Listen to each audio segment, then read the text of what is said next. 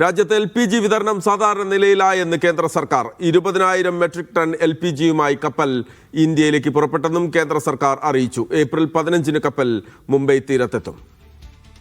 Rasheed bin Muhammad ചേരുകയാണ്. റഷീദ്, വളരെ ആശ്വാസം നൽകുന്ന ഒരു കാര്യം, സാധാരണ നിലയിലേക്ക് LPG വിതരണം എത്തുന്നു. നമുക്കറിയാം, കേരളം ഉൾപ്പെടെയുള്ള സംസ്ഥാനങ്ങളിൽ ഹോട്ടലുകൾ അടച്ചു പൂട്ടുന്നത് ഉൾപ്പെടെ വലിയ പ്രതിസന്ധിയിലൂടെ കടന്നു പോയതാണ്. അപ്പോൾ സാധാരണ നിലയിലേക്ക് എത്തുമ്പോൾ നമ്മൾ സാധാരണ ജീവിതത്തിലേക്ക് തിരികെ പോകുന്ന ഒരു സാഹചര്യം കൂടിയുണ്ട്. അപ്പോൾ ഈ പുതിയ കപ്പൽ എന്നെത്തും? അതോടൊപ്പം തന്നെ നമ്മുടെ കരുതൽ സ്റ്റോക്ക് അത് എത്രയുണ്ട്?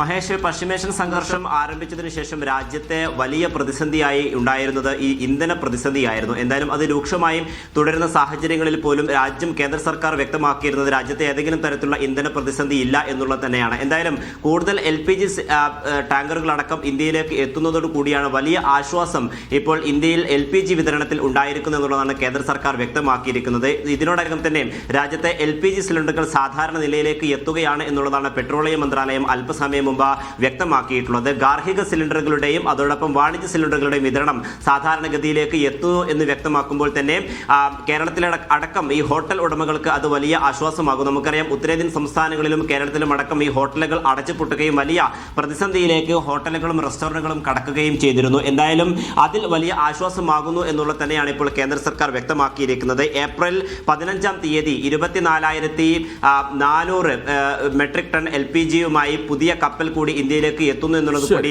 പെട്രോളിയം മന്ത്രാലയം ഇപ്പോൾ വ്യക്തമാക്കിയിരിക്കുകയാണ്. സാധാരണ നിലയിലേക്ക് LPG വിതരണം എത്തുകയാണ് എന്നുള്ളതാണ് ഇപ്പോൾ വരുന്ന ഏറ്റവും പുതിയ വിവരം.